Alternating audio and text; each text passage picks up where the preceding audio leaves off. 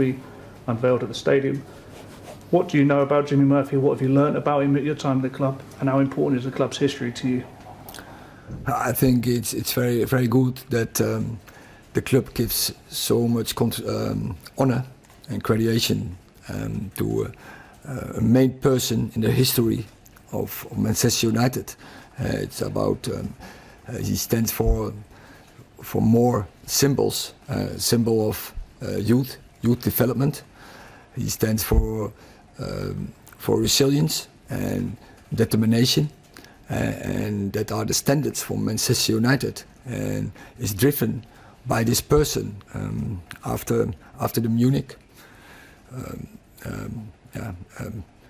a manager fell away, many players fell away, the club was devastated, and they bounced back, and this person is played a main role, so he's totally deserved, and he gets honor for this, and the club is doing it. Jimmy Murphy Center, the Jimmy Murphy Player of the Year, and now his statue, and that's fantastic.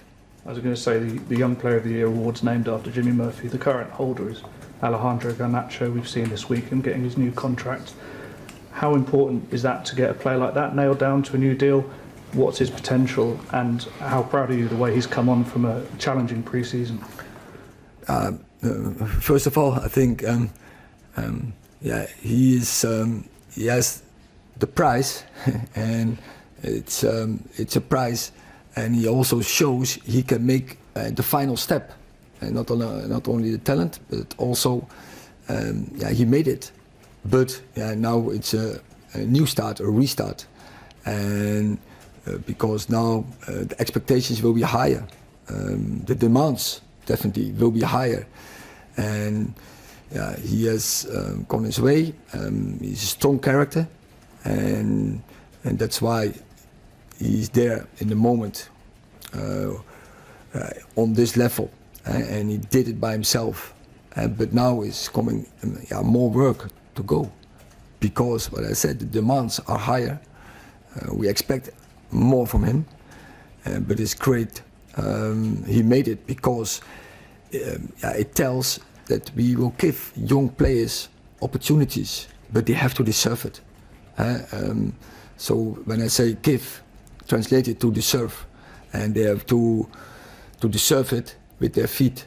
They have to show it on the pitch, and they have, that means you have to invest a lot and deserve it by training performances, by performance in under 21s, and then wait for your moment, and then you have to prove it again. And for Alejandro, he's that step beyond, but now the demands will be even more, because he has now compete for a start 11 position, and so every time is the same. You have to cross limits, and every time you have to go in the next level, and we go with him in the challenge, but most important is the player has to do it. Would he be available tomorrow after injury, or is that too soon? I think we have one training, but I think it's too soon to be available, but I think he's short. I think he needs some training, and then short notice he will be available. Peter. Erik, if you look back to August, the start of the season, I think Brighton was your opening game and you lost that at home. We've now come to May and here you are close to Champions League qualification. How satisfying is that? I never want to talk during the season of a proud or satisfaction, no, because you know my statement, satisfaction that lead to laziness. And we are in the season, we have 6 games to go, and every game we want to win, and therefore you need fully focused, you need full energy, you need full preparation, and tomorrow definitely it's going to be a fight, and we have to get ready for that fight and to get the points. If I'd have offered you though a trophy and top 4 back in August, you'd have taken that, wouldn't you?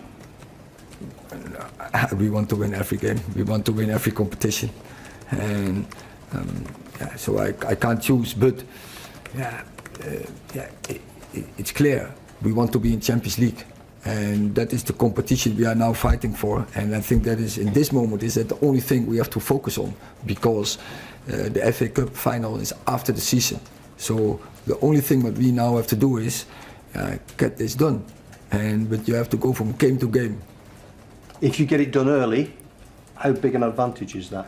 I never speak about if in such scenarios, not negative, not positive. Focus on the game tomorrow. Don't dream, and stay in the same focus and modus. You have to improve every day, and good is not good enough. We have to do better. Erik, after you beat Newcastle at Wembley, you played then at St James's Park a few weeks later and faced quite a big reaction from the home team. Do you expect exactly the same from Brighton after beating them in the same circumstance? Yeah, I think that is normal. That is a normal reaction. I think every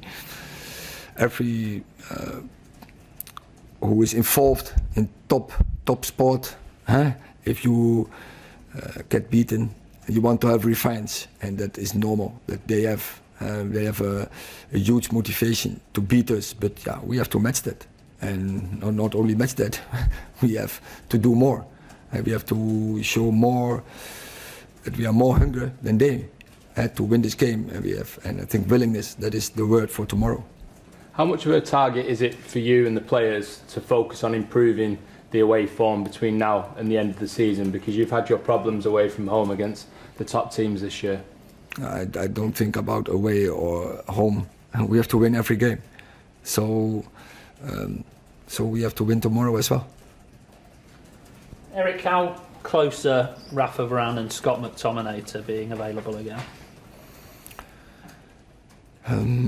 Prognose, I think Rafa is closer as Scott McTominay in this moment.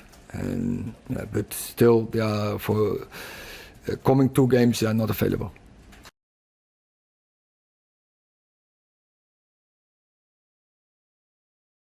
And you mentioned when you were talking about Jimmy Murphy about youth development.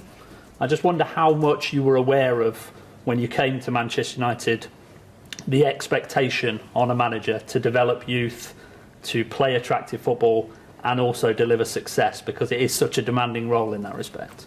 Yeah, but I know the culture of Man United, and I knew before, because I was employed in youth football, so I knew already. I met several times. I faced Man United on big tournaments in the Netherlands. We have a big tournament under 15. Man United was always there. I think the biggest tournament for under 15 teams, but also in the past everyone talked about and knew about Busby Babes, also Generation 92. So Man United has a big history from youth development and to develop them and progress them into the first team. And in our talks last year, that was also one of the points we talked about, and of course because I was in Ajax, I think Ajax was the same. They are famous as Man United in developing young players, giving young players opportunities to work on their personality. If they fail, that they are good persons and they have a good life and they can do and contribute in society. But what we want to develop players into the first team. And so, I think we are also in that perspective in a good way. Garnacho, but also Kobe Mino is on his way.